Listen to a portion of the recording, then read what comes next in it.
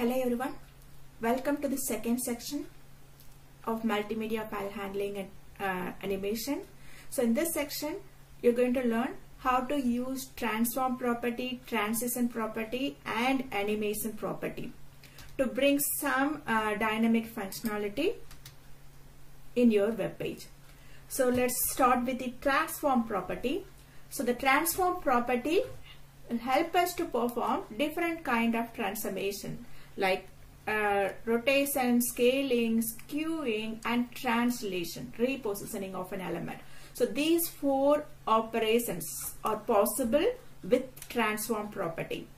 So transform property is supported by all the current versions, but if it is outdated browser, then we cannot perform the transform property. So let's see how we can perform this different functions by using transform property. Let's start with the rotation. So to perform rotation on certain element, you have to use the transform property with the value rotate with parenthesis. So this is how you can apply the rotation. So inside this parenthesis you have to give the degree values. Okay, so that is like from 1 to 180, how many degrees you have to specify the degrees here. And if you use plus symbol, then it will get rotated in clockwise direction. And if you give minus, for example, if you say minus 10 degree, then it will get rotated in anti-clockwise direction. So let's see it in action. So I'm opening W3 School website. So you can see here this is normal div without any rotation, and here this background is integrated with ID myDiv. So let's look at the myDiv tag, and you can see we are performing the rotation here. Okay, so transform rotate, you have to specify DEG with the unit. You have to specify degree, plus or minus. Plus clockwise direction and minus is for anti-clockwise direction.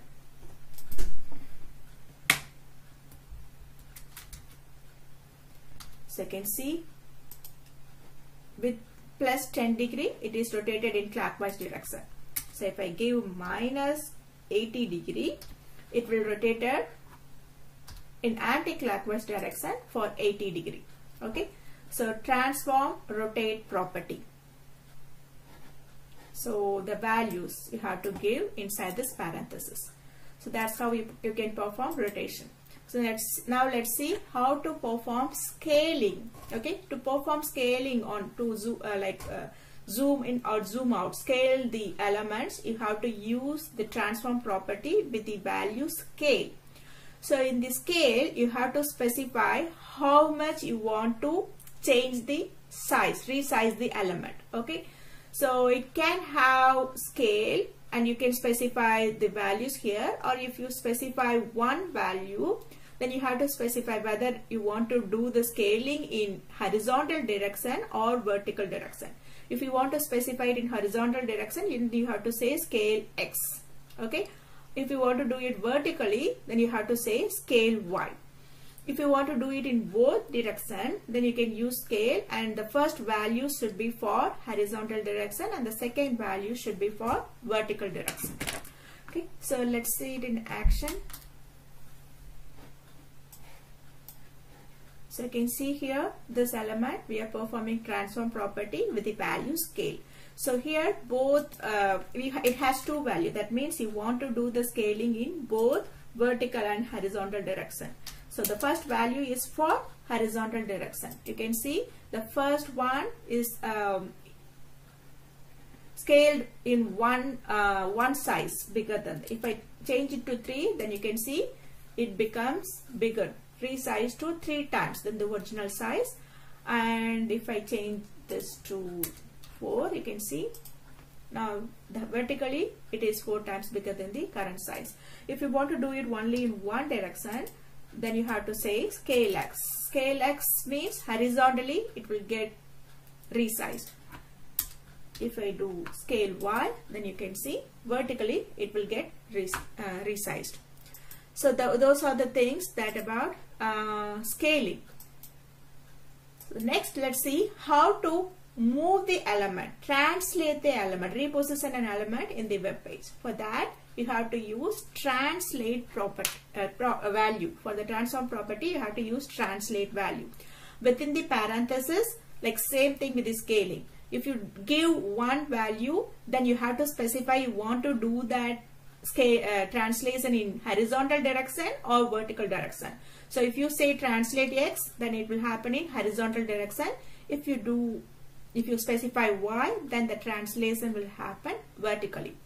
And it can take two values. The first value, if you specify two values, the first value should be for horizontal direction and the second value should be for vertical direction.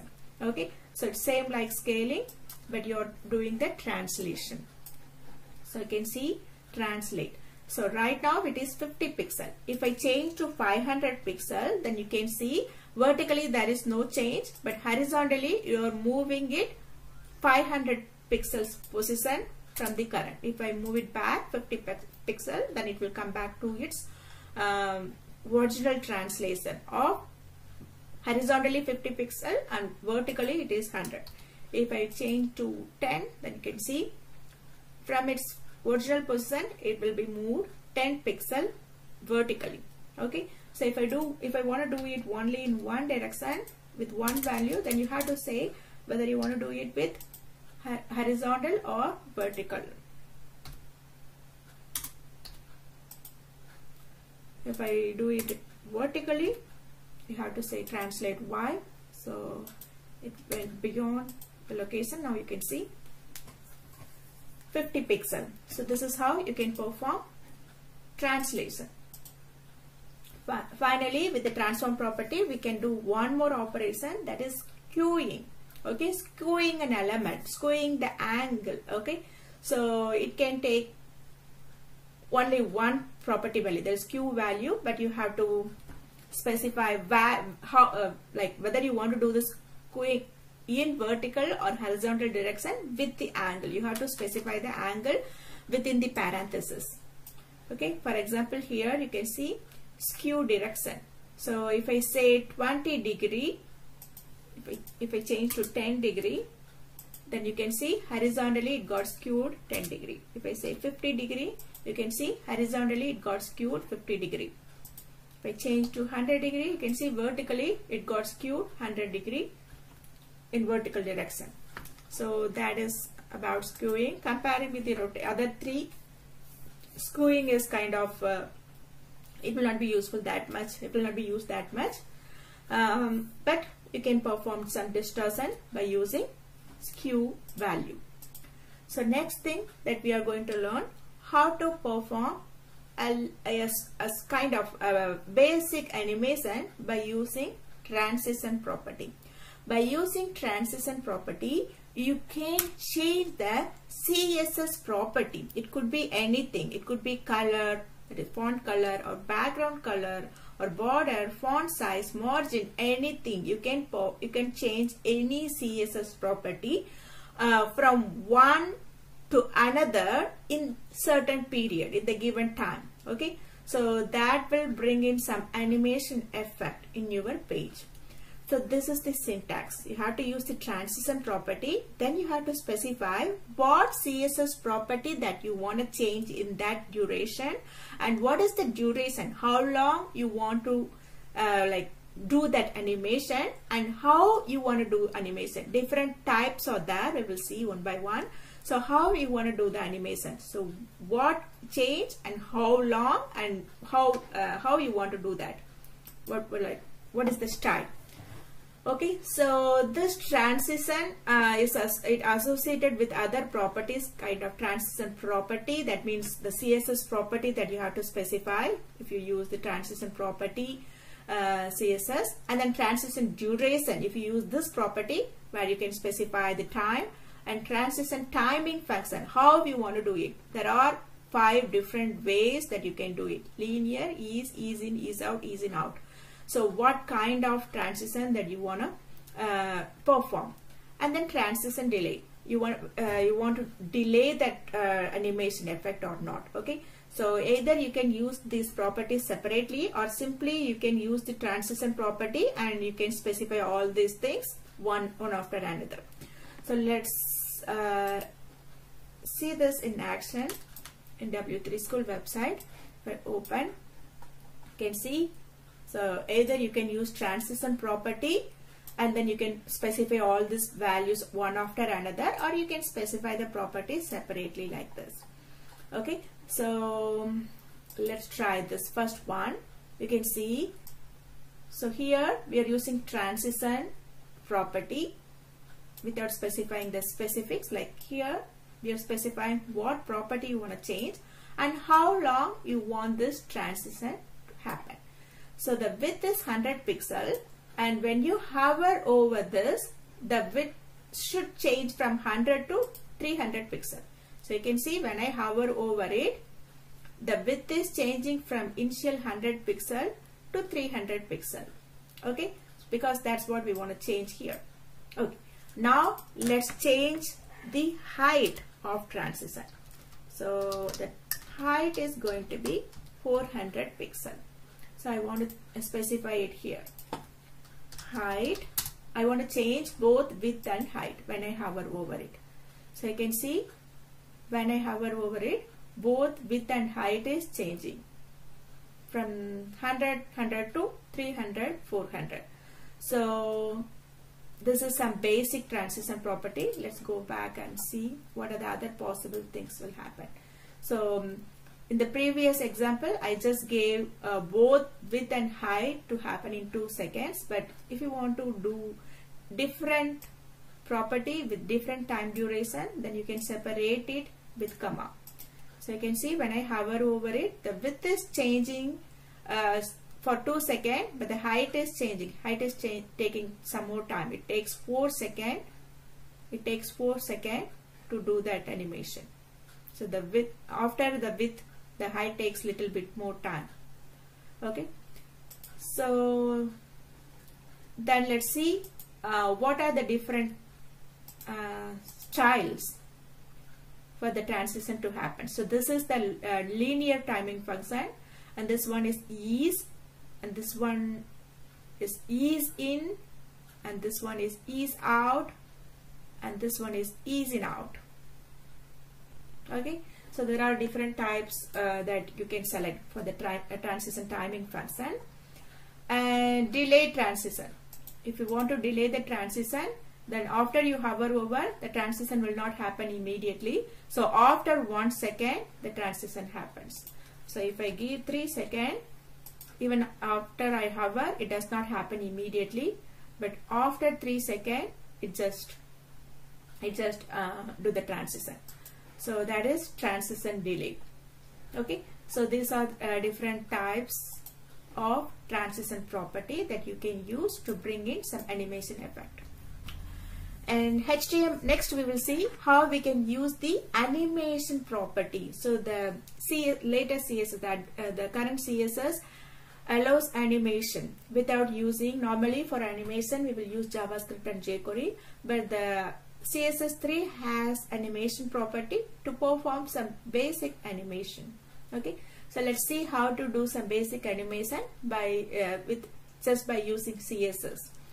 So for that you have to use the concept called keyframe. Okay, so like this, add keyframe, and then you have to specify the name for the keyframe. For example, here in this keyframe we are saying example is the name of the keyframe, and inside that keyframe you have to specify what kind of animation that you want to do.